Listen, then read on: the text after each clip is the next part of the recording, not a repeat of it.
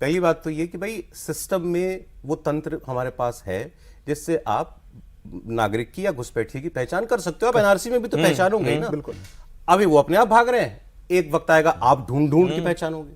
पहचान लिया आपने, मैं तो उसके आगे की बात कर रहा हूं। देन व्हाट, वेयर विल, जैसे हमारे आमतौर पर बंगाल की खाड़ी में तो नहीं फेंकोगे। अभी एक जगह होल्डिंग वो बना है सेंटर बंगाल के अंदर, तूफान मचना शुरू हो गया अभी से, डिटेंशन कैंप बना दिया और अभी कॉन्सेंट्रेशन कैंप बन जाएगा। ये करने वाला भी तो है ना हमारे देश में, लेकिन उनको रखना फिर भेजना, तरीके तो बहुत सारे हैं। फिर सवाल लौट कर आता है विल पावर पर। जो बात बीच में चर्चा उठी, मतलब सरकार की ओर से नहीं, कि भाई आप बांग्लादेश में हिंदुओं को मार रहे हैं, तो जो हिंदू इलाका है चटगांव हिल्स का, वो हिंदुओं के लिए दे दीजिए, अलग से जो है एक टेरिटरी बना दीजिए कि यहाँ हिंदू रहेंगे बांग्लादेश के। तो आपको कोई out of the box solution खोजना पड़ेगा। एक एक आदमी को निकाल कर आप बॉर्डर पर नहीं ले जा सकते हैं। दूसरा, बांग्लादेश को ये समझाना पड़ेगा कि ये आपके नागरिक हैं, आपको लेना पड़ेगा। ऑप्शन नहीं है कि आप लेंगे कि नहीं लेंगे, और ये बताना पड़ेगा कि अगर आप नहीं लेंगे तो हम क्या करेंगे। ठीक है। तो जो ऐसा है कि ताकत की भाषा ही लोगों को समझ में आती है।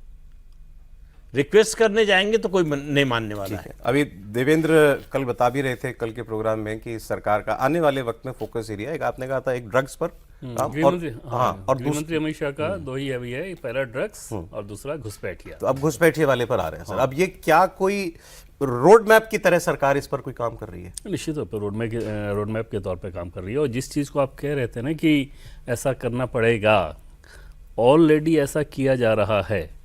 असम में से जैसे जब पुशबैक किया जाता है तो बीच में वहाँ पर बांग्लादेश की जो बॉर्डर फोर्स है उनमें से कुछ लोगों को लेकर वहाँ से ये कम्युनिकेट किया गया इंडिया में कि ये तो आपके ही हैं, क्यों इनको भेज दिया गया। हालांकि वो झूठ बोल रहे थे, लेकिन उन लोगों से कुछ केस को उन लोगों ने बताया, बाकी केस को रखा।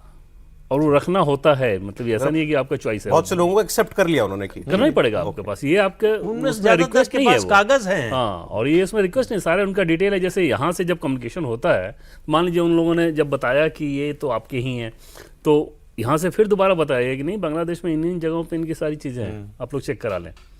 तो उनमें से कई तो फिर दोबारा वहाँ रह गए, कुछ को वापस लिया गया। और वापस लेने का आधार सिर्फ यही रखा गया था उस समय, कि यही रखा गया कि बाकी क्योंकि बहुत बड़े वॉल्यूम में आपको लोगों को भेजना है, तो चलो रिश्ते को उस रूप में नहीं करते हैं किसी पर्टिकुलर केस के हिसाब से। ऑलरेडी है कि 2 मान लो। हाँ, और ये बहुत तेजी से है और आगे ऐसे ही चलता रहेगा। ये इसमें कोई डाउट नहीं है कि इनको कैसे भेजना है, क्या करना है।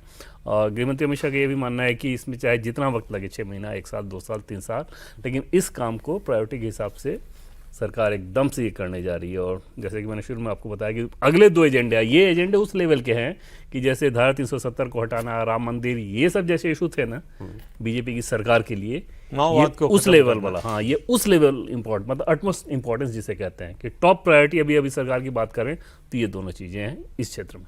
अब देखिए, जैसे पिछली बार मुझे याद है जब SIR का काम शुरू हुआ था बंगाल में, तब कुछ लोग जो भागे थे बॉर्डर उस टाइम पर बांग्लादेश के, कई तो तमिलनाडु तक से आए हुए थे।